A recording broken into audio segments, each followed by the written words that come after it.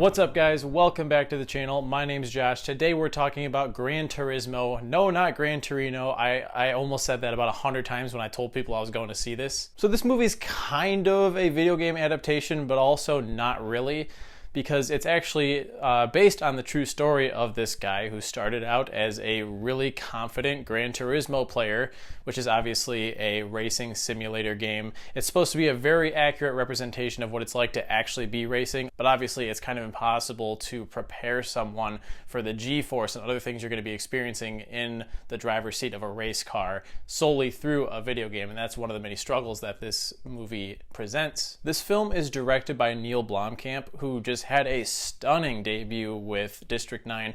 After that, he just slowly took a steady decline. I liked Elysium quite a bit. Chappie was okay, I guess, but it had a lot of story issues if you ask me. Then he made this little pandemic film called Demonic. Absolutely hated that. Thankfully, I'm happy to say that this film puts him a little bit more back on track. And it's always nice to have a pleasant surprise when you walk out of the theater. When I saw the trailer for this movie, I was like, ooh, this looks like generic, lowbrow underdog story to the 100. And in some ways it kind of is, but at the same time, some of the formulaic beats in this movie just worked for me. The movie follows Jan Martinborough, who is a real-life person who started out playing Gran Turismo. Nissan decided to host this contest, and the winner of the contest would be able to attempt a real professional race car competition, and he winds up winning that contest. Sorry, I'm going to be looking at Wikipedia a little bit to pronounce these cast member names. I'm probably still going to screw some of them up, but Jan is played by Archie Madekwe, and I thought this dude was really good. The opening of this movie definitely is the weakest part. It took me a while to get invested, but once it sucked me in, I was really just enjoying this film. Yes, at its core, it is an underdog story, so it's going to have those formulaic beats. Of course, you have parents that are concerned that their child is not pursuing a career direction that's really achievable. His father is played by Jimon Hunsu. I don't know if I'm saying his name correctly. Sorry, I'm trying my best. He's really great in just about everything I've ever seen him in, and he actually survives this movie. Spoiler alert, but I swear that dude dies in everything. But in this movie, he's the father figure that's concerned that his son is spending so much time playing video games with these grand aspirations of one day becoming a race car driver, and he's concerned that that's not achievable, and that is a big cliche in these underdog sports type movies. But in here, it does come from a loving place. He's not necessarily judging his son because he thinks he's just wasting his life away. He's more so concerned about his well-being in the future, and I appreciate that. I do feel that the relationship between these two characters is undercooked. I kind of expected him to pop up more in the second half of the film, but the parents really do get sidelined, and you can see that as a good thing or a bad thing because they're essentially replaced with David Harbour as Jack Salter, Jan's trainer, as he's going through all of the vigorous training that is required to become a race car driver, and he was just fantastic. I mean, David Harbour does a lot of heavy lifting in this movie. And for me, I don't think it was until that relationship between Jan and Jack started to grow really close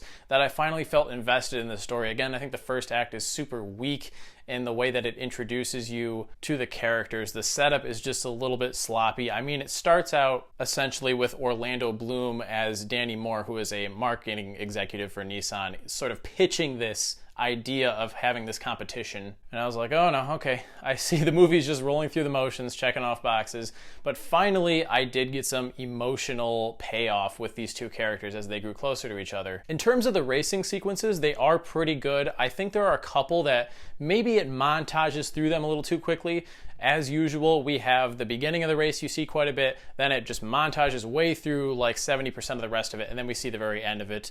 And it feels like there's some stuff that's missing that could have made the tension a little bit better, but it's all shot pretty well. I mean, a lot of close-ups, a lot of really visceral, shaky, and not shaky in a bad way, but it like, you feel like you're in the cars with the racers sometimes, and I appreciate that.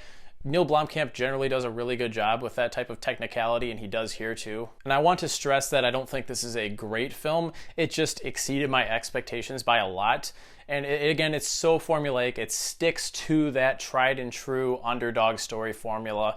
But sometimes those things can be what we want. Sometimes we can go and sit down and watch something familiar, but with a few little spins on it that make it just entertaining enough. And I think that's exactly what Gran Turismo is. I definitely do have some problems with the dialogue. I mean, a lot of the times it just feels really cheesy, over-the-top stuff that I don't imagine real people saying. Initially, before he's really able to prove himself, people call Jan a noob and go back to your mom's basement, you gamer, that type of dialogue. It just felt a little bit silly to me. I don't know, maybe people really did bark that at him. I should also mention that I don't play Gran Turismo. I'm more of a Rocket League guy.